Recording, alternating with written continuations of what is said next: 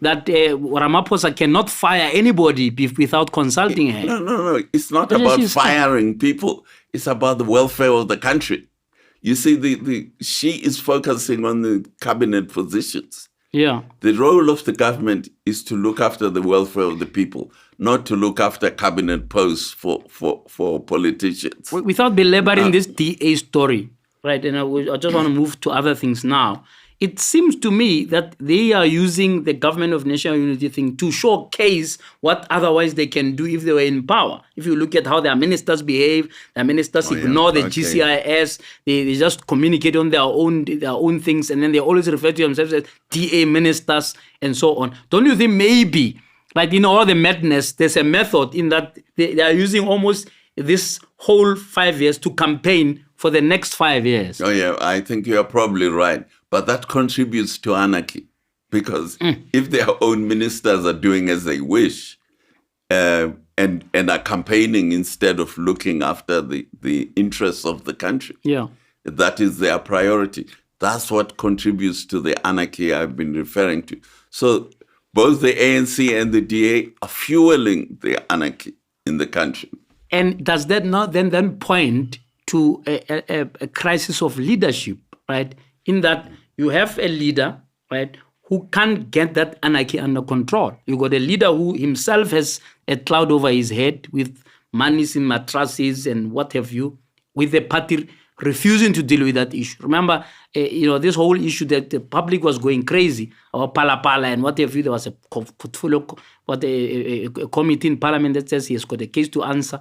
And then they went to a conference, which sat in 2 sessions, by the way. Sat the whole week, didn't finish his business, reconvened in January, and none of that issue was raised. What does that tell us in terms of a crisis of leadership, both in government and in the ANC? Well, I think it means that the ANC has decided that it benefits from the anarchy. You see, in which way? In the sense that it can do whatever it wants, and there is no accountability. So that is what is happening. So the anarchy favors. There's no follow-up on these commissions. They report this is wrong, that is wrong. This is the person who's done something wrong, etc. But there's no follow-up because the executive has to implement. They just they're saying it's not their fault. They're saying that there's an NPA, right? And they said NPA head whose term is about to end, by the way, where there's not a single person in orange overalls of note, of significance. I'm not talking about some people who are caught for traffic fines. I'm talking about people who are corrupt, who have made sure that billions of rands leave this country unaccounted for. But Toy is finishing here a term. And when you ask Ramaphosa, but what are you doing with the state treasury? No, but it's not me. But Toy must prosecute the people. Yeah. Surely he has a point there, because we don't want the president who's going to prosecute.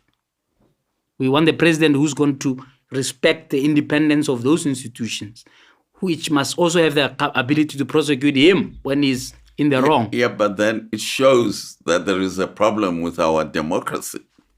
If it can keep passing the buck from the president to the director of public prosecution to the national commissioner of police to the judiciary to the chief justice, then there's something wrong with the democracy. So I think our leadership crisis is not just in the executive, it's across the board. Well, this bouncing around of responsibility is telling us as citizens that there's something very amiss with how our democracy But surely is they are working. right to say is the NPA that must prosecute the wrongdoers. If we have a thick report, 5 volumes, that at least creates suspicion over a person.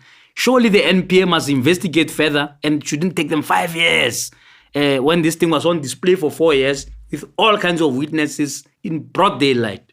Surely there's something wrong there. Yeah, but then the NPA has to explain why it isn't doing something.